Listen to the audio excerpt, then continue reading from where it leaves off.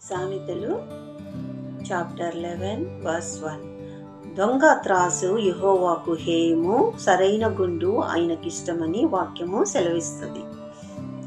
అవినీతి పరులు, దుష్టులు, దుర్మార్గులు, లంచకొండి, అసూయపరులు దొంగ త్రాసు వంటి వారు. ఎవరు? అవినీతి పరులు, దుష్టులు, దుర్మార్గులు, లంచకొండి, అసూయపరులు దొంగ త్రాసు వంటి వారు, తప్పుడు తూనిక వంటి వారు. వారిలో నిజాయితీ ఉండదు, వారిలో నిజాయితీ లేదు, వారిలో నీతి లేదు, ధర్మం లేదు. వారిలో నిజాయితీ ఉండదు, నీతి ఉండదు, ధర్మము ఉండదు, ప్రేమ ఉండదు, దేవుని యందు భయభక్తులు ఉండవు. దేవుని యందు భయభక్తులు లేకుంటే వారి యొక్క జీవితం ఎలా ఉంటుంది? వారి యొక్క జీవితము నిజాయితీ లేనిదిగా ఉంటుంది. దేవుని యందు భయభక్తులు లేకుంటే వారి యొక్క జీవితము ఎలా ఉంటుంది? వారి యొక్క జీవితము నిజాయితీ లేనిదిగా ఉంటుంది. వారి యొక్క జీవితము నీతి లేనిదిగా ఉంటుంది. వారి యొక్క జీవితము ధర్మం లేనిదిగా ఉంటుంది. వారి యొక్క జీవితము ప్రేమ లేనిదిగా ఉంటుంది.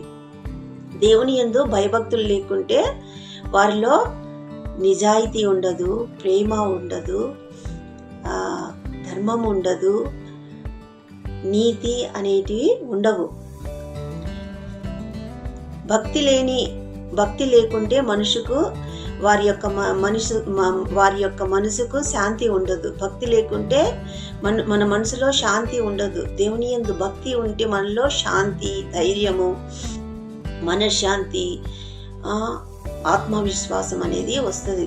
దేవుని యందు మనకు భయభక్తులుంటే మనలో శాంతి అనేది ఏర్పడుతుంది, మనలో ఆత్మవిశ్వాసం అనేది వస్తుంది, మనలో ధైర్యం అనేది వస్తుంది. దేవుని యందు భయభక్తులు లేనప్పుడు భక్తిహీనతకు దారి తీస్తుంది. మనలో దేవుని యందు భయభక్తులు లేనప్పుడు అది భక్తిహీనతకు దారి తీస్తుంది.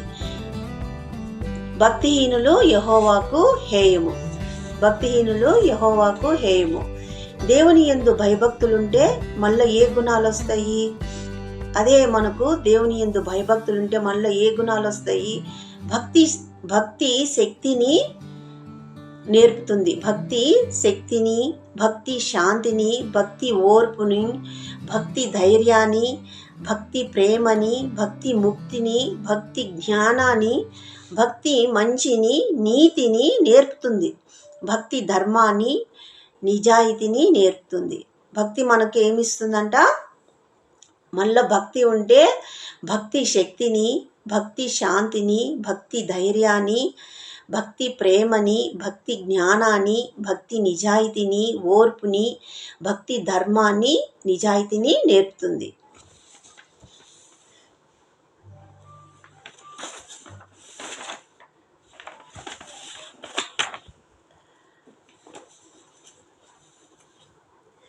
మనలో దేవుని యందు భయభక్తులుంటే మనము దేవుని యందు భయభక్తితో మనము నడుచుకుంటే ఎలా ఉంటుంది మన జీవితము, మన మనసు అంటే? దేవుని యందు మనకు భయభక్తులుంటే మనిషి యొక్క మనసు సరైన త్రాసులా ఉంటుంది. మనకు దేవుని యందు భయభక్తులు మనలో ఉంటే మనిషి యొక్క మనసు సరైన త్రాసులా ఉంటుంది, సరైన తూనికలా ఉంటుంది. దేవుని యందు భయభక్తులు మనలో ఉంటే దేవుని యందు, యెహోవా యందు, యేసయ్య యందు మనకు భయభక్తులు ఉంటే మన మనసు అనేది సరైన త్రాసులా, సరైన తూనికలా ఉంటుంది. అంటే తూనిక అంటే గుండు, సరైన గుండులా ఉంటుంది. మంచి గుణాలు గల తూనిక అనగా ప్రేమ అనేది సరైన తూనికలా, ధర్మం అనేది సరైన తూనికలా, నిజాయితీ అనేది సరైన తూనికలా, నీతి అనేది సరైన తూనికలా అను మంచి గుణాలు వస్తాయి. దేవుని యందు మనకు భయభక్తులుంటే మన మనసు సరైన త్రాసులా, సరైన గుండులా, సరైన తూనికలా ఉంటుందన్నమాట.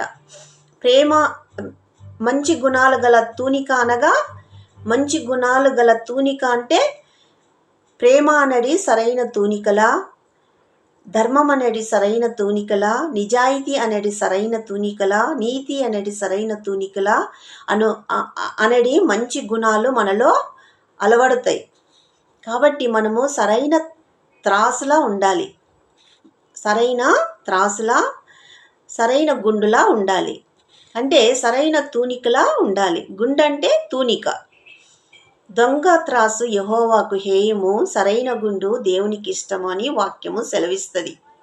దొంగ త్రాసు యెహోవాకు హేయము, సరైన గుండు యెహోవాకు దేవునికి ఇష్టము అని వాక్యము సెలవిస్తుంది. కాబట్టి మనము సరైన త్రాసులా, సరైన గుండులా ఉండాలి.